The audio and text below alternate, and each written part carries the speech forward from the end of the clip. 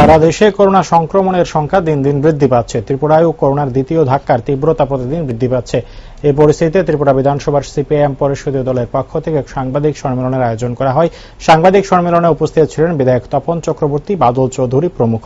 সাংবাদিকদের মুখোমুখি হয়ে বাদল চৌধুরী করোনার এই পরিস্থিতির কথা মাথায় রেখে সরকারের নিকট বিভিন্ন দাবি উত্থাপিত করা হয়। উল্লেখযোগ্য দাবিগুলির মধ্যে শিক্ষা প্রতিষ্ঠানগুলি স্বাভাবিক না হওয়া পর্যন্ত বন্ধ রাখা, যা আগামীকাল থেকে গৃহীত হয়েছে। অষ্টম শ্রেণী পর্যন্ত সমস্ত পরীক্ষা বন্ধ রাখা এবং পর্ষদের পরীক্ষা সহ বিভিন্ন পরীক্ষাগুলি স্থগিত রাখার দাবি রাখা হয়। এছাড়াও করোনায় সংক্রমিত রোগী খুঁজে বের করার জন্য দ্রুত সরকারি উদ্যোগ ব্যাপকভাবে গ্রহণ করা এবং যথাযথ স্বাস্থ্য পরীক্ষার ব্যবস্থা করা, সরকারি খরচে সকলের জন্য অবিলম্বে টিকাকরণের ব্যবস্থা করা সহ বিভিন্ন দাবি নিয়ে এদিনের সাংবাদিক সম্মেলনে অবহিত করা হয়। এক নম্বরের মধ্যে যেটা ছিল সেটা হচ্ছে এই বিদ্যালয়গুলি, শিক্ষা প্রতিষ্ঠান,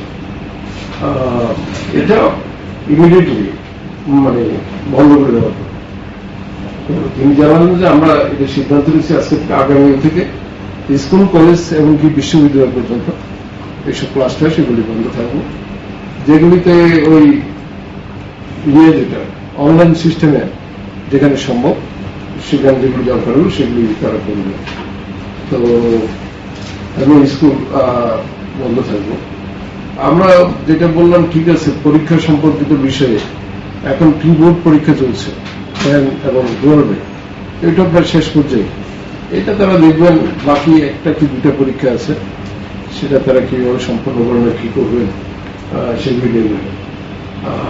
আমরা আজকে নতুন করে যে প্রশ্নটা দিয়েছি, ক্লাস 8 পর্যন্ত সমস্ত পরীক্ষা বন্ধ করে দেওয়া। তাদের বছর শেষে তাদের যাদের উপরে ক্লাসে তাদের সেখানে প্রমোশন দিয়ে দেওয়া পরীক্ষা এবং ক্লাস বসানো, কারণ এই বাচ্চারা সবচেয়ে বেশি আক্রান্ত হওয়ার সম্ভাবনা বেশি। তাদের যাতে কোনোভাবে বাইরে রাখে না, তাদের টোটালি পরীক্ষা মুক্ত করে দেওয়া হচ্ছে, শেষ বছর। এমনি পরীক্ষা টরীক্ষা যেগুলি চলছে ওই প্রি-বোর্ড